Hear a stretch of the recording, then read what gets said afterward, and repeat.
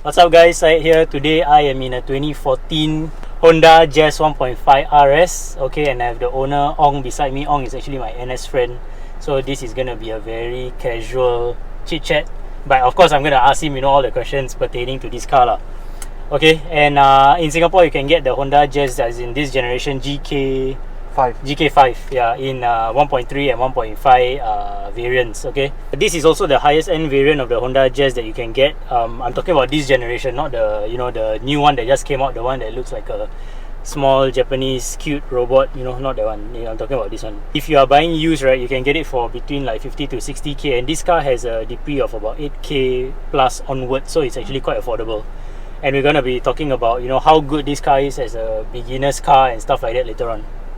Okay, so this Honda Jazz has a 1.5 litre naturally aspirated 4-cylinder engine producing about 130 horsepower, 155 Newton meters of torque, and it has a CVT transmission as well. Competitors for this car in like this very small car, beginner car segment would be the Nissan Note, Pulsar, Corolla Sport, which just came out, but that is a PI only. It's sold by parallel importers, not sold by Borneo Motors in Singapore. And also you have the Mazda 2. The Mazda 2 is actually quite a fair bit cheaper than this car if you're comparing brand new. I think it's about 70 plus 80k. This one is about 91 brand new. I think that's about it for the the introduction to this car. Let's get on straight to the review. No, you can change the. I feel like very. No, because I very big and also I tall mah. Big and tall. Big and tall. Okay. Okay. But our height almost the same. Yeah. Okay, so I know, not say I know lah. During NS, I remember you used to rent this car quite a lot. Like I think every week you rent this car. Yes. And is that like you really like it, and then you bought this car for yourself? Is that the reason why you got this car, or is there another reason? I got a friend who used to play this model car, model, but it's an older version one.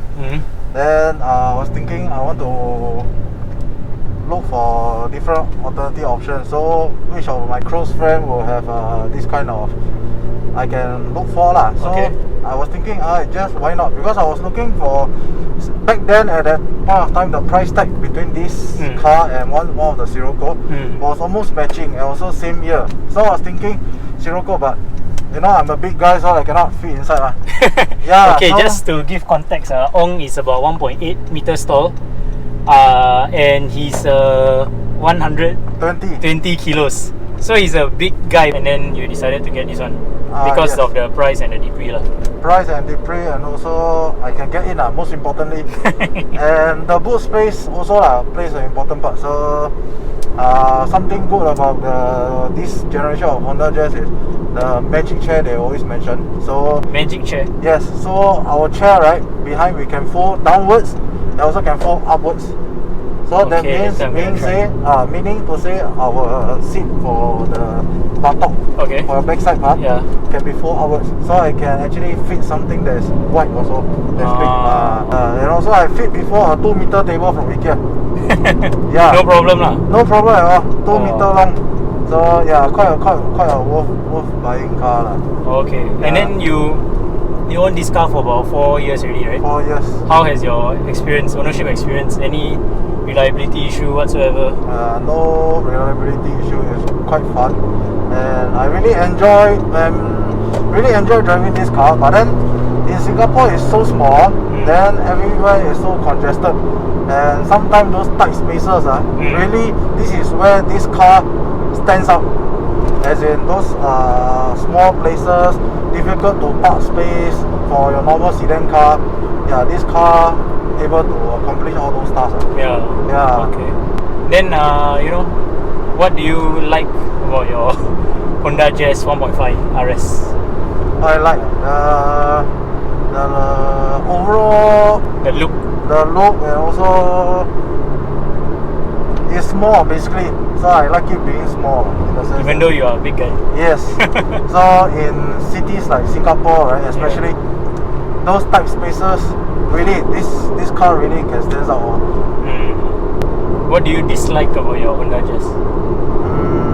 Dislike will be the lack of power though. Although it's a 1.5. Yeah, that being said, but then lack of power in a sense that I can't compare to a 2.0. Of course. Yeah, of course. And because of the sporty look, sometimes you tend to have the, you will want to step more, but you realize you just a 1.5.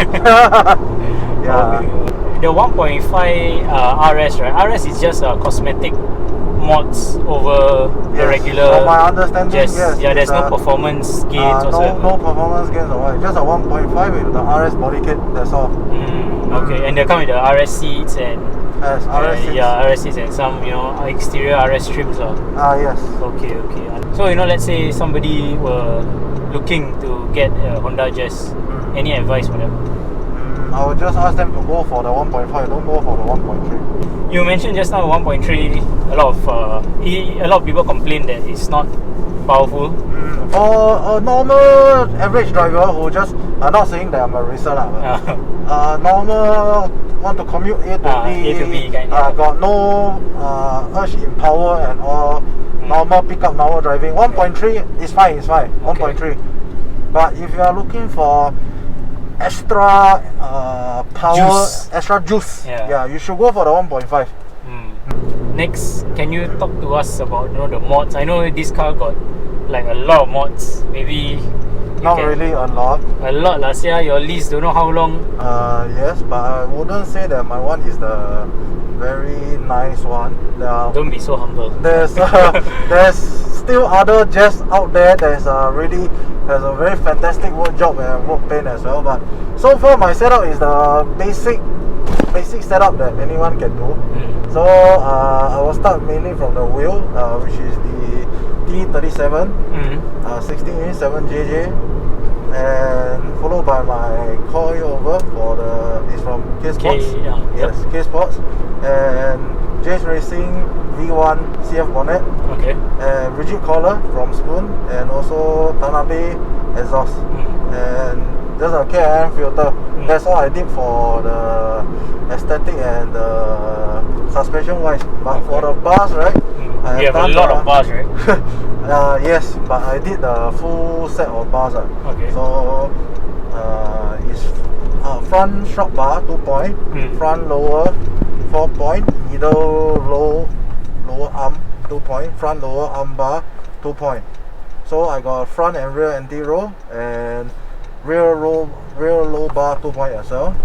And this whole set is from Ultra Racing, so no mix and match. All full set is from Ultra Racing. Okay. Yes.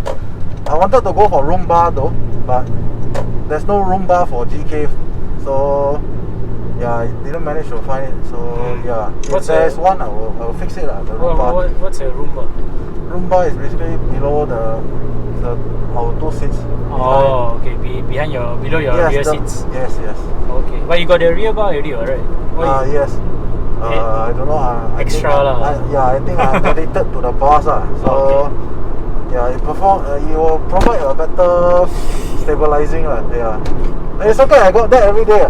Yeah, his car is quite firm because of the coilover. It is not super stiff, but it's definitely a lot stiffer. Sorry if the video is a bit choppy. My GoPro keeps cutting off. Anyway, interior mods. You have this you have this pedal shifter extender. Your gear shifter is also, I think it's CF. I think it looks like a carbon fiber one, but this one is a bit unique because you have to push it down, then you can change gear. Yes. So actually, they're feeling quite nice lah. But springy action. Springy action. Yeah. So very nice. In this review, right, I want to talk a bit about how beginner friendly this car is, because this is the driving center car, and also so all your beginners, those who are learning how to drive, they will have some experience with this car. Yes. Also the price, very affordable. 8k DP means don't talk about insurance, petrol, all these because petrol maintenance, parking, blah blah, it's all based on your usage. So just talk about just the car price itself. 8,000 DP per year means if you can get it at that price lah, which I think you can, because right now they are listed for like 8 plus. So I think when you go down to view a car, you can go down the price. You get it at 8k DP means every month it's only costing you $600 plus. So yeah, it's relatively affordable. Basically, just to sum up, it's affordable, economical in terms of fuel consumption. How much are you getting? I'm getting for mine, because I'm a heavy footer, so I go for 4. I only managed to go 400. My best record is 500 plus. Your tank is 40 liters. 35. Wow, small, huh? If I remember correctly, yeah, 35. Okay, yeah. So it, per kilometer, how per liter? Sorry, how far can per you liter, go? I'm doing only 13 or 12 only. Even with a heavy food. Yes, Oh, heavy not food. so bad. Yeah. So it's, you know, affordable, economical. It's reliable. As in, the reliability of the Jazz has been proven because this is already the third generation, right? Yeah, and it's been around for a while already, so it's been proven. Yes. It looks good, as in you can, you know, modify it to look as nice as Ong's car. The size, very easy to maneuver. Yeah, it's also very easy, very cheap to run, cheap to maintain basically, because you know there's no turbo. Rims are small, so your tires aren't gonna cost a lot. Yes. Yeah, and The capacity. yeah, engine capacity, your road tax also isn't gonna be expensive.